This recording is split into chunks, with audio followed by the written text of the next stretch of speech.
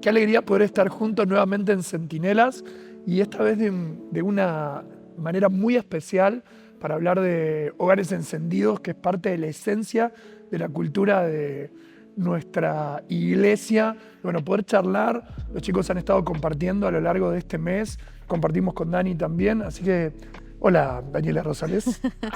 Hola, bueno, estamos muy felices de poder estar acá y poder compartir todo lo que cada martes se ha estado impartiendo desde las familias del Centro de Alabanza y bueno, esperamos que sea de edificación para todos.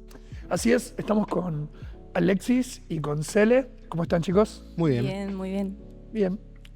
David y Jessy. Muy bien Bien. también. Se parece un concurso de preguntas y respuestas, sí. ¿no? Diga la pregunta correcta. Bueno, estamos muy contentos. Los chicos estuvieron compartiendo a lo largo de este mes, como te decía, junto con nosotros, y una cultura que es muy especial y que es parte de la naturaleza de la casa, de la iglesia, que es un concepto que se hizo mucho más fuerte durante el proceso de pandemia, pero que ya veníamos trabajando años anteriores, que es el concepto de hogar y de un hogar que está encendido. ¿No es cierto? Estuvimos trabajando arduamente y creo que ya venimos de hace un tiempo, pero hace 2 o 3 años ya le dimos este concepto de hogares encendidos que ha cobrado un sentido fuerte porque estamos hablando de que somos anfitriones como familia de la presencia de Dios. Entonces, y su presencia tiene que arder de continuo en nuestros corazones, tiene que quemar todo lo que corrompe el hogar, pero también tiene que llenarnos de alegría, de gozo y de fuerza para edificar lo que Él nos ha asignado. Así que Hogares Encendidos es algo muy fuerte que estamos construyendo, que más que un eslogan, es realmente es una realidad que como iglesia estamos viviendo y construyendo. Y sobre todo pensando en la realidad de todo lo que viven las familias. O sea, creo que todo lo hemos hablado varias veces, pero el concepto de hogar está por encima del concepto de familia, que a veces está vinculado a las cuestiones de sangre o a las cuestiones de apellido, de nombre. El hogar tiene un centro en la idea de un fuego, al cual alrededor se construye un refugio donde las personas se encuentran y donde viven. Y ya no hablamos de tipo de familia, no hablamos de formas, hablamos de hogares, de ese punto de encuentro. Y como el concepto central es construir un lugar que sea la habitación de Jesús, donde Él sea el centro. Y ahora vamos a abrir el juego, ¿te parece? Sí. Para los chicos, la primera pregunta que vamos a lanzarles así es, ¿qué piensan que en esta construcción de un hogar donde Jesús quiera estar, les va a pedir a cada uno como un tip para que digan, hey, creo que esto es clave, creo que esto es el desafío mayor de un hogar para que se mantenga encendido, haya calidez y Jesús quiera vivir acá? Empezamos por Alexis. Yo creo que, bueno, lo que nosotros hacemos, nuestra experiencia, junto a nuestros hijos, el amor a Dios. Dios nos ama a nosotros por sobre todas las cosas, pero inculcar el amor que tenemos que tener hacia Dios nosotros, el amor que nosotros podemos brindarle a Dios, eso nos va a llevar a amar a nuestro prójimo, a amar a nuestro enemigo y aún a buscarle a Él, porque cuando estamos enamorados, más queremos estar en su presencia, más queremos estar buscando de Él. Y yo creo que el hogar encendido se basa en eso, ¿no? En buscar en intimidad, en buscar en todo tiempo, en tiempo difícil, en tiempos fáciles, en tiempo de tristeza, en tiempo de alegría, pero verdaderamente que la llama de nuestro corazón arda en todo tiempo. Y cuando se está apagando tenemos nuestros compañeros de guerra, nosotros la prédica la habíamos llamado guardianes del fuego, que cuando había uno de los guardianes que estaba flaqueando y no podía mantener el fuego encendido, venía el otro y echaba la leña. Echaba la leña y el hogar se mantenía. Y el guardián que estaba cayendo se vuelve a levantar. Wow, excelente. Tremendo. Cele, ¿cómo vas a hacer para mejorar eso? Creo que tiene que ver con la honra que le damos a Dios en el lugar, ¿no? En la casa.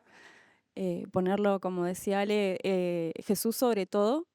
Y también la comunión entre nosotros. Es como algo vertical y algo horizontal, nuestra relación con nosotros, con Dios y a la vez entre nosotros como familia, poder generar eso de la comunión y que estemos todos enfocados en lo mismo, que es Cristo. Bueno, precioso. David, Algo que nosotros compartíamos y era que la eternidad como centro de nuestro hogar. La eternidad porque el hecho de que construimos familia para la eternidad. Y no es solamente que la construimos acá en la tierra, sino que esto va a repercutir en los tesoros que nos esperan en la eternidad. Entonces, ¿cómo nos aferramos? ¿Cómo generamos un hogar encendido? Abrazar la eternidad por sobre todo lo terrenal. Wow. Espero que estén anotando. Solo vamos 3 puntos y es increíble. Jessy, También, ¿no? Coincido con David, pero menos mal.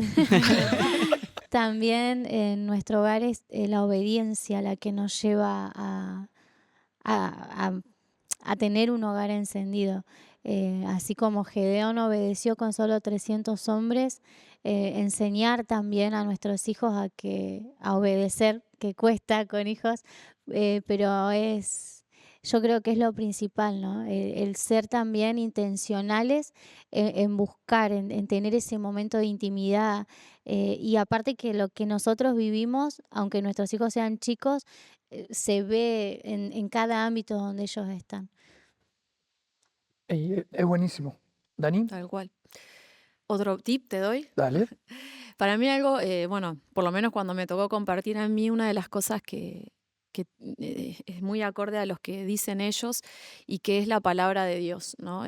Vivir una vida aferrada a la palabra de Dios, que eso trae solidez a nuestras vidas, solidez a lo que estamos construyendo, ¿no? Y yo compartí algo de que escuchamos que está esto de la modernidad líquida, donde rechazan todo lo estructural, vemos estructuras y pensamos que por ahí es, bueno, todo esto, el amor, la obediencia, todas estas cosas son una forma de estructura, que le damos forma para que Cristo pueda edificar. Entonces, creo que la palabra de Dios trae solidez a todo esto y forma una estructura sólida para que cuando vengan las mentiras del enemigo o cuando venga lo que quiera venir a derribarnos, nada nos derrumbe, porque estamos construyendo sobre algo sólido que no vence, que no se desmorona. Y creo que la palabra de Dios es el estandarte que debemos levantar fuertemente en el hogar.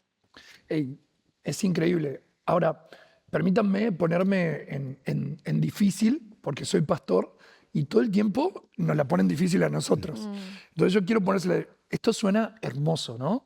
El tomar el amor como la medida principal, la eternidad, o sea, no hacemos hogares desechables, la obediencia como un parámetro, el valor de la palabra de Dios. Pero mi pregunta de esto que estamos hablando, que suena tan intangible, ¿no? Porque son principios invisibles que, entiendo, gobiernan sobre lo visible. Ahora, voy a doblegar la apuesta ahora. ¿Cómo aplicamos esto a la realidad? O sea, ¿cómo llevamos esto de pensar un hogar eterno, pensar un hogar donde Jesús se sienta cómodo a la realidad de hoy? Todos somos papás acá, ¿no? Por ejemplo. Y todos nos hemos casado, no sé si a ustedes les pasa lo mismo que a mí, con una persona bastante diferente a nosotros. Sí. Amén. Tienen miedo Amén. de hacer declaraciones, los han intimidado, este es el momento de decirlo. Entonces, la realidad es que siempre hemos hablado de familias funcionales o disfuncionales, y todas las familias son disfuncionales. No hay una familia donde todos piensen lo mismo, porque normalmente, creo que ha sido, no sé si era el caso de todos, nos enamoramos de personas con las que construimos un hogar que nos completan. Y normalmente ellas tienen lo que a nosotros nos hace falta. Y nosotros tenemos lo que ellas pensaban que nosotros teníamos que a ellas les hacía falta. Hasta que un día descubren que lo tienen todo y bueno, ahí vivimos sujetos a esa realidad. No, mentira. Pero ¿cómo estos principios de vida central, donde Jesús se siente cómodo, se aplican a la realidad? ¿Sí? Entonces, por ejemplo, lanzo esto sobre la mesa teniendo en cuenta el tip que cada uno dio y en base a lo que ustedes estuvieron predicando esta semana. ¿Cómo se aplica la manifestación del amor los unos a los otros en la casa? ¿Cómo alguien que se anime a decirme cómo de manera concreta y real nos amamos en la dificultad, nos amamos cuando no estamos de acuerdo? No basado en lo que leímos en un libro, basado en lo que cada uno de nosotros vive. Es un poco todo un proceso, ¿no? Esto no hay fórmulas mágicas, no es decir, bueno, tenemos los hijos, o en el caso nuestro con Cele que adoptamos, y de repente aman a Dios, sobre todas las cosas y va todo bien y le enseñamos de la fe, le enseñamos de la esperanza, sino que es todo un proceso. En el caso nuestro, el proceso fue que nuestros 2 hijos son adoptados y fue un proceso quizás un poco más largo que aquellos que lo tienen desde que nacen y lo pueden inculcando desde chiquitito, lo que es el amor a Dios. Sobre todo si la familia nació en la iglesia, ¿no? Pero nosotros siempre dijimos, cuando sus papás les falten, Dios va a estar ahí. Cuando sus papás no estén con ustedes, Dios va a estar ahí. Cuando a ustedes le hagan bullying en la escuela, Dios va a estar ahí. Entonces, ustedes cada día pídanle a Dios esa sabiduría para saber cómo tratar. Nosotros tratábamos de que ellos entendieran el amor de Dios o amarlo a Dios no por una obligación. Porque es fácil decirle, no, ustedes vienen a la iglesia con nosotros, ustedes leen la Biblia, ustedes tienen que orar, ustedes tienen. Pero ¿de qué sirve si ellos no lo sienten a Dios? Si no sienten a Jesús, termina siendo una religión. Obviamente al comienzo era como decir, bueno, vamos a orar. Porque si lo dejamos a los chicos que decidan, ellos van a querer jugar a los jueguitos, van a querer mirar dibujitos o van a querer hacer otra cosa. Pero cuando les empezamos a enseñar la cultura, ellos mismos van a tomar la decisión de cuál es el mejor lugar. Uno de los testimonios que contábamos el día de la prédica era que Adriano quería ir a Politécnica. Y para entrar a esa escuela había que ir a un sorteo. Y el sorteo era re difícil entrar porque había muchos para sortear y pocos lugares para entrar. Entonces le dijimos, bueno, hay que orar, hay que ayunar y hay que leer la palabra para que Dios obre un milagro. Sí, porque yo quiero ir a esa escuela, decía Adriano. Bueno, vamos a orar, vamos a ayunar. Así que estuvo ayunando, estuvo orando. Y cuando el día de sorteo lo vimos en vivo. Cuando saca el bolillero el número 7, Adriano ya sale. Yo le digo, el número 7 no es cualquier número. O sea, es una respuesta de Dios. Y eso aumenta también la fe de ellos. Y dicen, wow, verdaderamente sirvió este tiempo de búsqueda de Dios. Impresionante. Me mencionaba Alexis que ustedes tuvieron la oportunidad de adoptar.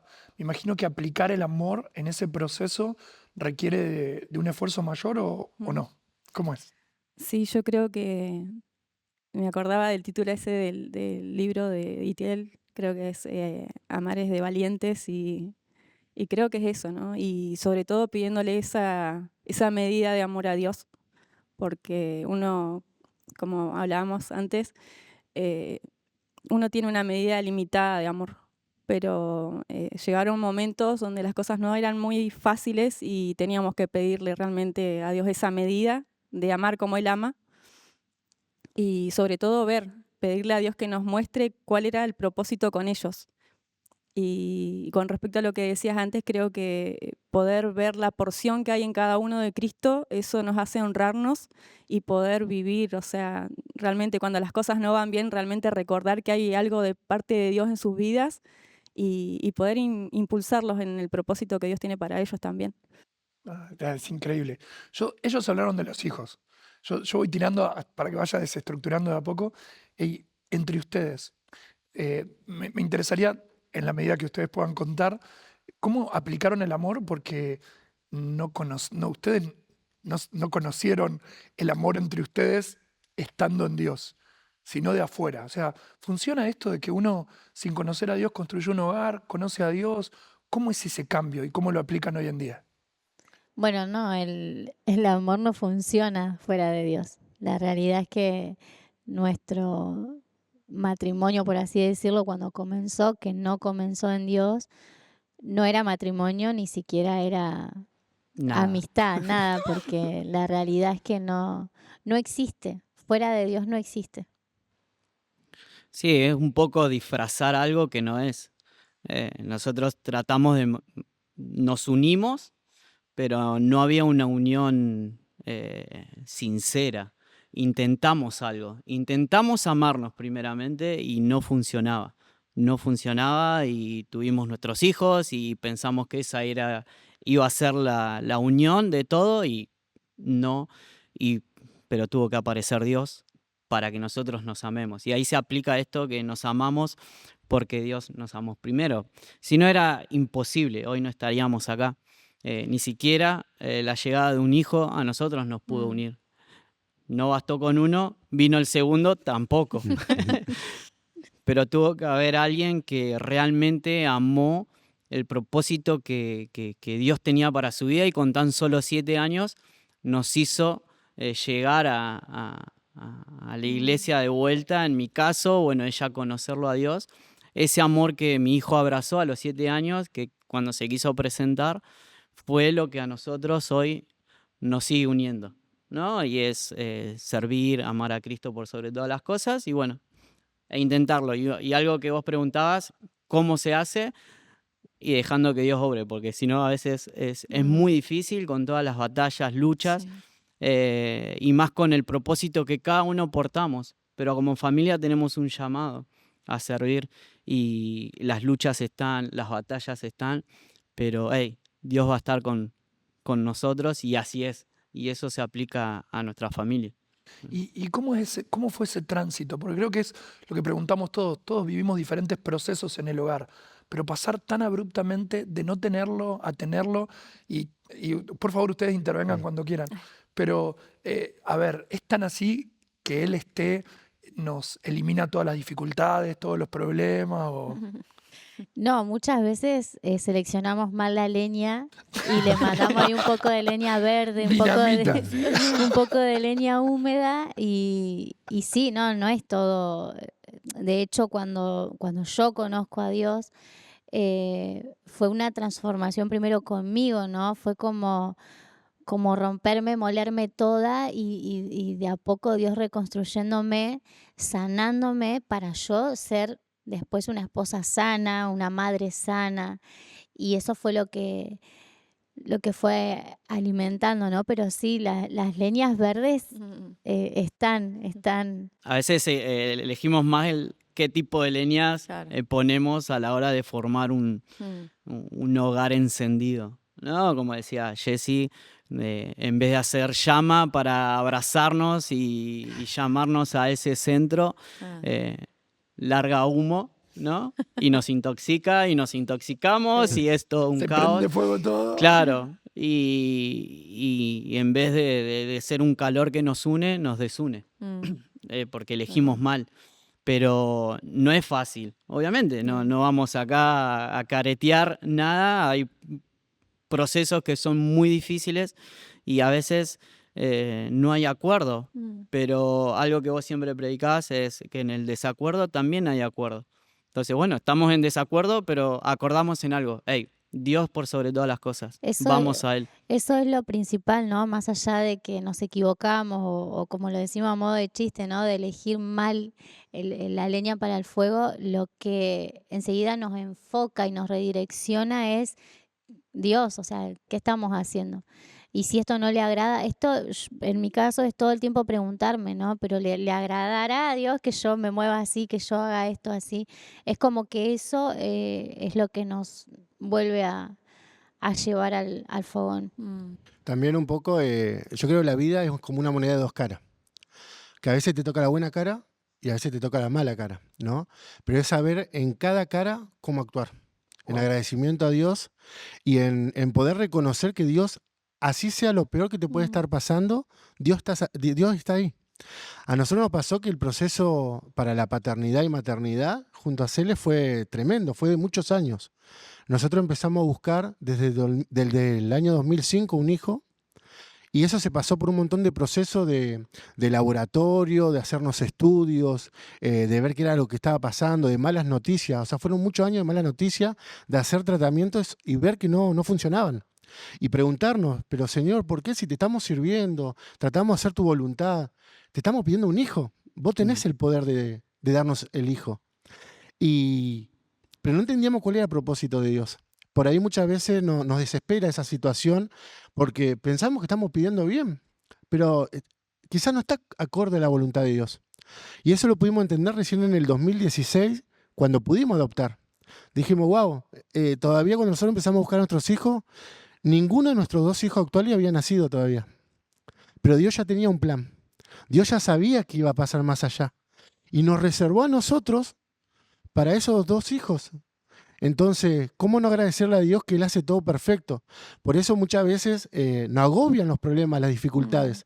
Pero cuando nosotros descansamos en Jesús y decimos, bueno, Señor, vos estás al control de todo, aunque para nosotros la moneda haya caído del lado malo, sabemos que vos estás al control. Y luego lo que era tristeza, Dios lo convierte en regocijo, en alegría. No fue fácil con nuestros hijos cuando lo adoptamos porque es todo un proceso, pero hoy los podemos disfrutar. Hoy ellos nos dan una palabra de aliento, hoy ellos nos ministran. Hoy, el otro día cuando íbamos a predicar, estábamos nerviosos y ellos nos decían, Cori oró por nosotros, Adriano nos decía, pero recuerden que hay personas que están dando la vida por Jesús, ustedes van a predicar en la iglesia. Bueno, un montón de cosas y wow, y nos ministraron. Entonces vinimos más tranquilos. Pero bueno, yo creo que la vida es una moneda de dos caras y tenemos que saber transitar las dos caras de la moneda. Tremendo. Dani, tomo lo de los dos. Escuchar sus historias es súper conmovedor. ¿Cuán importante es un hogar encendido? No solo está encendido para que Jesús se sienta cómodo y haya bienestar en la familia. Creo que vos hablaste algo de eso cuando ministraste el martes, que tiene que ver con el propósito que hay en la familia, el propósito del hogar. O sea, no es que, como vos decías, me manejo con los parámetros de la palabra de Dios solo para mantenerme dentro de una estructura, sino que hay un destino en la vida de una familia, hay un llamado que es propio del hogar. Sí, siempre decimos, bueno, lo hemos ministrado un montón de veces, que Dios es un Dios generacional, o sea, no todo termina y empieza en nosotros. Vos recién hablabas de somos familia, vamos a ser una familia eterna. Entonces, tener conciencia de que no solamente lo que decidimos es por dos personas, sino por nuestros hijos, por nuestras generaciones, nos da un sentido también de un plan global y eterno de Dios, de que hay un propósito, hay un destino. Cuando hablamos también de hogar encendido, estamos hablando de que también estuvimos hablando de hogares antorchas, ¿no? De que en nuestra casa portamos destinos. Hay lugares, hay personas donde nuestra familia, nuestros hijos van a ser enviados. Y algo que es fundamental cuando hay propósito es no negociar el llamado de Dios.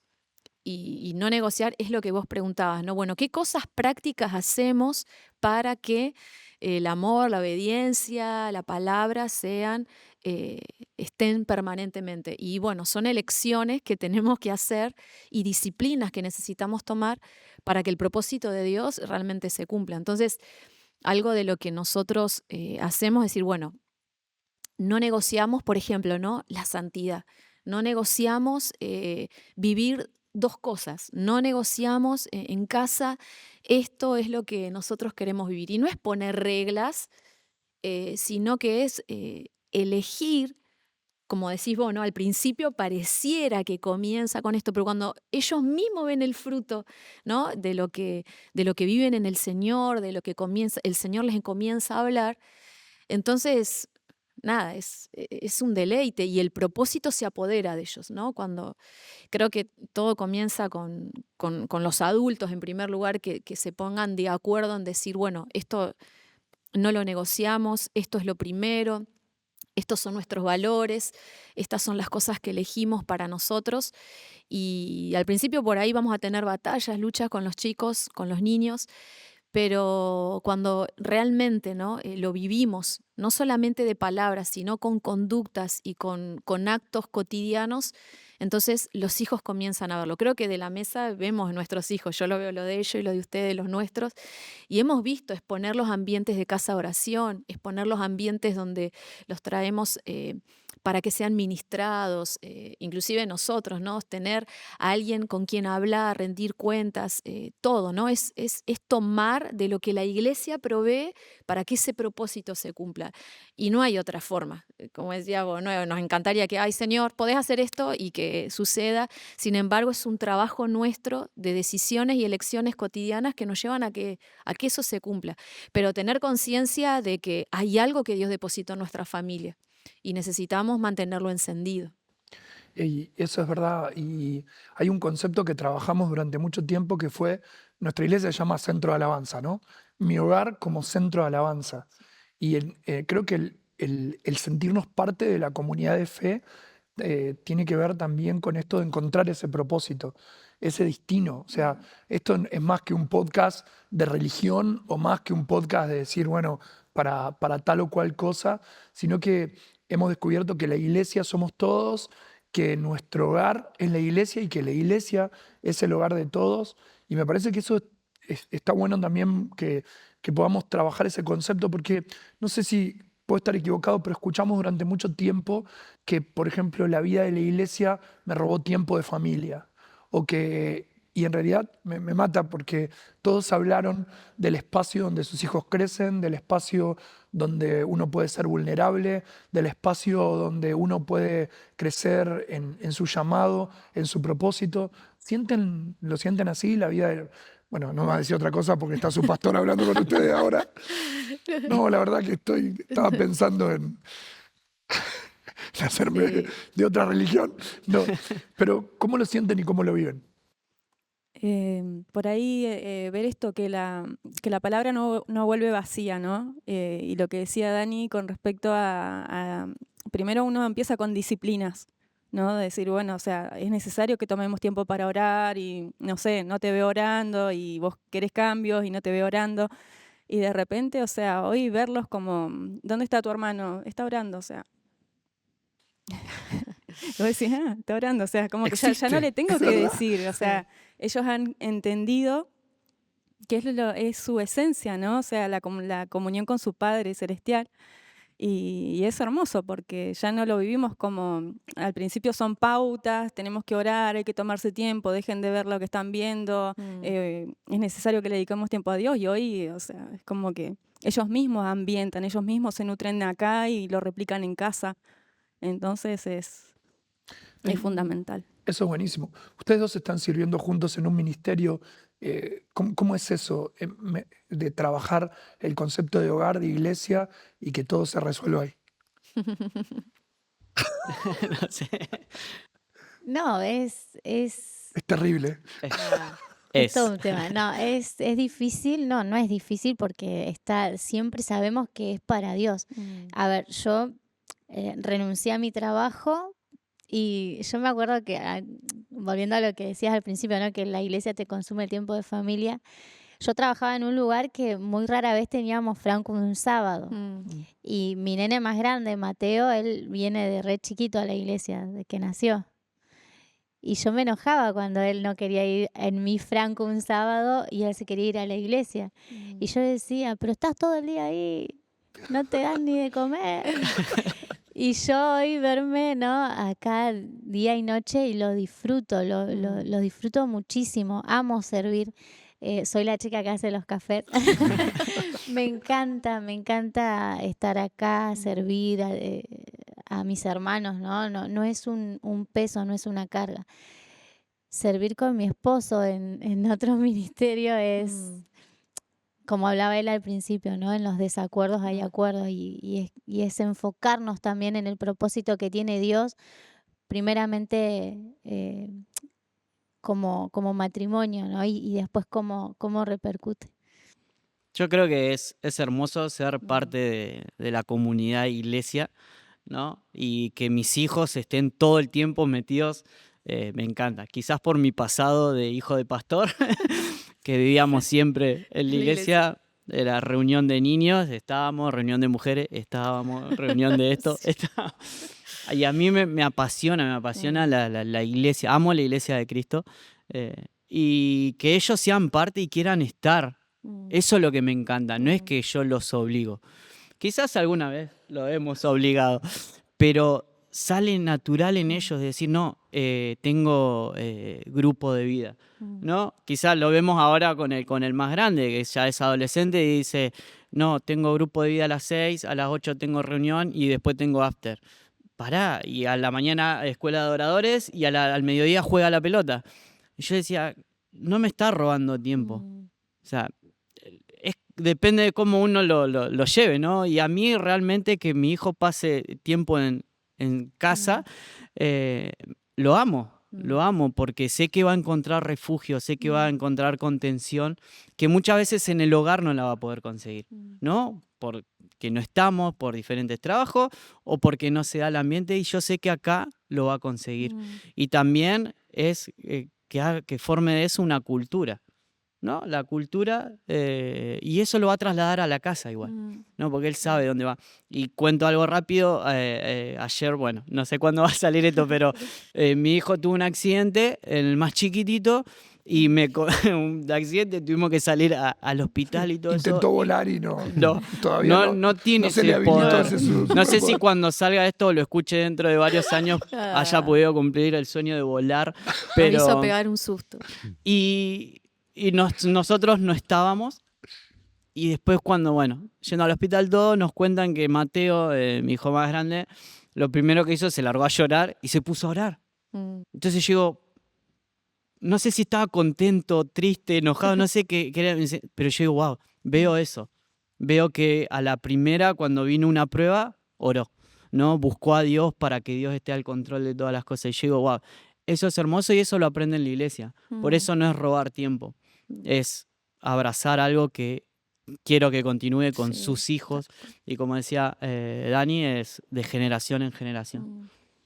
Es un poco la iglesia un refugio de hogares entonces, ¿no? Sí, totalmente. Pues, imagínate, yo estoy pensando, si con esto, con este sentir, ¿no? Vienen ellos, vienen ellos, venimos nosotros, vienen otros así. Imagínate lo que hay adentro. Por Claro. eso a veces ves los domingos, los martes, la iglesia abierta, predispuesta, un ambiente tan hermoso, pero por esto mismo, ¿no? También por lo que después repercute en nuestras casas, aún en los trabajos, o el que no está solo viviendo, se enciende algo, pero porque Dios nos hizo comunidad. Entonces, y es posible cuando surgió mi hogar como centro de alabanza, era al revés, era como que se vivía todo acá adentro y en el hogar no pasaba nada.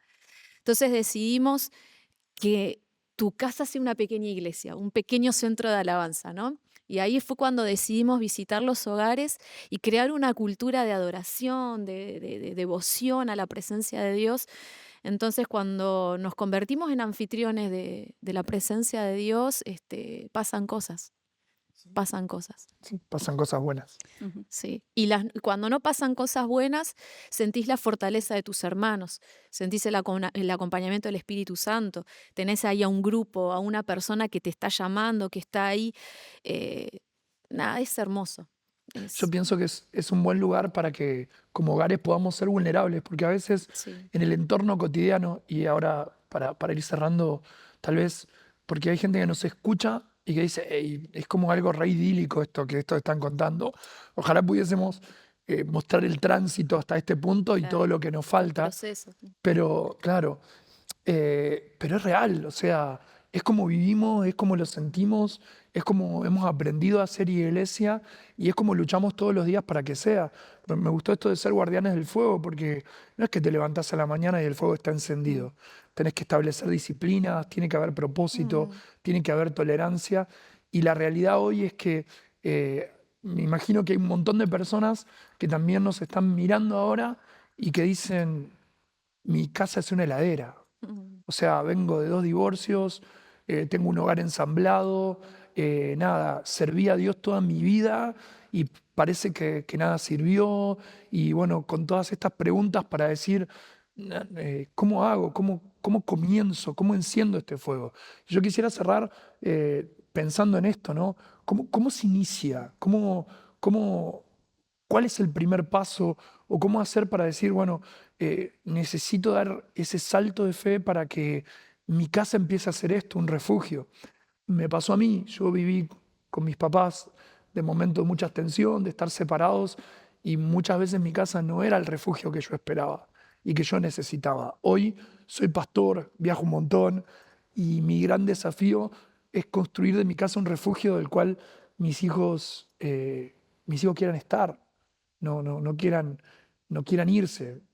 Bueno, que se vayan a la casa de la abuela de vez en cuando, es bueno, pero nada, dar esta palabra de encontrar, de que hay una respuesta. Vivimos en un mundo que se ha dedicado a romper el concepto de hogar, a romper el concepto de familia, y yo veo que tenemos una generación que no tiene dónde refugiarse. O sea, uno no puede refugiarse en relaciones momentáneas, uno no puede refugiarse entre las ruinas de lo que alguna vez fue una familia, uno necesita construir hogar. Y soy un testigo de que sobre las ruinas Dios hace hogares nuevos. Entonces, nada, si podemos tomar 2 minutos para dejar una palabra de esperanza para aquellos que nos escuchan y decir, hey, es por este lado, es por acá, empezá por esto, sería genial. ¿Qué te parece, Ani? Sí. ¿Empiezo yo? Sí. Bueno, para mí el primer paso es reconocer que realmente necesitamos que Cristo intervenga.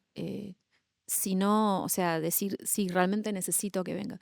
A mí me impactó cuando leíamos Lucas 1, cuando Zacarías se le aparece el ángel, ¿no? Y nada, viene toda esta historia del milagro que él recibe. Fue transformado todo su hogar y bueno, vino Juan el Bautista, pero es tener ese temor del Señor de decir, estoy con vos cuando tenga y cuando no tenga, si hay milagro o no hay milagro, pero necesito que tu Espíritu Santo esté permanentemente. Entonces, me parece que el primer paso es reconocer nuestra incapacidad de que no podemos solos. No de que hicimos todo mal, de que está todo negativo. Creo que Dios es experto en elegir los peores contextos para cambiar nuestra historia. Entonces, creo que es fundamental esto, ¿no? Nuestra vulnerabilidad y nuestro reconocimiento, decir, Señor, yo te necesito en mi casa y estoy dispuesto a hacer lo que sea necesario para que mi hogar sea un hogar encendido. Yo creo que es de una decisión y es dar ese paso de caminar y que Dios ponga el piso, ¿no? Se puede formar una familia en Cristo y se puede ser también llegar al acuerdo y ser vulnerable, no decirle, hey, no puedo, ayúdame y yo te ayudo. Entonces, en base a eso es decir, vamos juntos, ¿no? Uno solo, a veces uno se pone el papel de salvador en la casa como hombre y no, es totalmente lo contrario. Yo sin vos no puedo. Vos sin mí sí podés, pero yo sí. Pero decir, hey, ¿por qué no ser vulnerable en eso? Decir, y hace poco yo tenía una visión, no lo compartí, que era como como que alguien nos estaba mirando, ¿no? Y no era para matarnos ni nada de eso, sino que había como una mira sobre las personas y siendo vulnerable en el altar, ¿no? Y cómo vamos a construir un hogar y cómo podés construir un hogar sólido, firme y en Cristo es en el altar, ¿no? Y en esa leña, como decían, predicaban el martes los chicos que se turnaban para poner leña, ¿no? Que nos daba el ejemplo Alexis. Hey, ahora pongo yo, después pone vos, después mi hijo, mi otro hijo, y así se va construyendo. Creo que esa es la clave, ¿no? Decidirse por encender cada día más el altar. Creo también que uno de los puntos es que Cristo no nos condena. Muchas veces venimos y está todo el tiempo, ¿no? El enemigo machacando con que no me lo mereces, no mereces este amor, no mereces tener este hogar. Y Cristo en realidad no nos condena, nos conduce a la libertad. Así que Él no nos condena. Amén. Ceci tira unas frasecitas así, pero son para Twitter, es tremendo. Nosotros habíamos hablado de Zaqueo cuando predicamos y a mí me llamaba la atención cuando empieza la historia de Zaqueo, que habla de que él se sube a un árbol para mirarlo porque había escuchado de la fama de Jesús. Y como que Jesús le dice, bájate de ahí, o sea, como, ¿qué haces ahí arriba? O sea, bajá, ¿no? O sea, y me parece que Jesús hace todo tan simple como, no te vayas allá con tanta expectativa, o sea, vení acá, podés bajar y verme cara a cara. Y creo que eso es no tener tanta expectativa de cosas inalcanzables como hogar, sino que es más real y más simple de lo que imaginamos. Sí. Que a veces es simplemente ponernos de acuerdo en lo que queremos proyectar como familia y ir por ahí. Sí, tal cual. Y también un poco lo que veíamos cuando la casa está fría, ¿no? Y yo quiero prender el fuego. Cele comenzó sola la iglesia y después Dios me llevó a mí de la oreja un día y la segunda noche estaba tirado por el suelo. Tiraba leña ya sola. Tiraba leña ya sola. Vos le echabas agua. Y por ahí es bastante feo cuando uno va solo, ¿no? Porque de repente yo decía, la noche esa que contaba el testimonio, decía que ella llegaba de la iglesia y yo estaba sentado con la guitarra y cantaba la canción de Arjona, Jesús verbo y no sustantivo. Me había aprendido una sola nota para cantarle la canción esa. Y para hacerla embroncar nada más, o sea, simplemente para eso. Y ella tenía que soportar todo eso. Entonces, a mí se me venía la palabra cuando yo repasábamos la palabra y buscábamos, esfuérzate y sé valiente, Josué, ¿no? Porque las personas que caminan solas y tienen que mantener un hogar encendido, se tienen que esforzar más que lo que acompañan toda la familia, ¿no? Porque va a ser el único guardián que va a estar del fuego. Y no solamente se va a tener que esforzar, va a tener que ser valiente. ¿Por qué? Porque se va a tener que enfrentar a la familia que no quiere saber nada con la iglesia, se va a tener que enfrentar a las caras de desprecio cuando vengan de la iglesia regocijándose y de repente el mal humor del que no quiere que vayas a la iglesia. Y yo lo viví porque eso es lo que yo le hacía a Cele, ¿no? Ella iba a la iglesia, venía re contenta y yo con una cara parca como si hubiera muerto alguien. Y ella superó eso. De hecho, el día que ella ya había decidido, la última noche que iba a la iglesia y no iba a ir más, yo me bajé del auto, cerré la cerradura y entré a la iglesia. No sabía cómo había entrado. Y al segundo día estaba en el suelo. Así que Dios hizo así. Yo creo que si me hubiera puesto a pensar en entrar a la iglesia, en ir a la iglesia, yo no hubiera entrado por mis medios. Ahora Dios me llevó de la oreja y entrá, y está. Pero bueno, es eso. Yo a las personas les digo que hoy en día tienen que luchar solo, que no dejen de luchar. Porque no están solos. Hay todo un ejército de ángeles a su alrededor y están batallando por ellos. Es increíble esto. También tiene su lado negativo. Te podrías haber convertido en un artista melódico importante. Si con una nota le cantabas una canción de Arjona, qué increíble. Pero qué clave esto de saber que cuando hay uno solo, persistir y caminar en eso. La verdad que podríamos estar horas y horas porque y nos emociona ver esto, que de las ruinas Dios hace cosas nuevas, y esto es maravilloso. La cultura de hogares encendidos es parte esencial de la vida de la iglesia. Cuando el Espíritu Santo vino en Pentecostés y le dio inicio o encendió el motor de arranque a la iglesia como la conocemos, las cosas empezaron en casa, y de la casa a los templos y de los templos a las calles, y es como un circuito. Casas, templos, calle, casas, templos, calle. Y cuando hablo de calle no hablo solo de evangelizar en las calles como lo hacemos en las plazas, sino en cada lugar, en cada ámbito de la sociedad. Tampoco hablo del templo como un lugar de liturgia, sino como un refugio de hogares donde día y noche Jesús es invocado.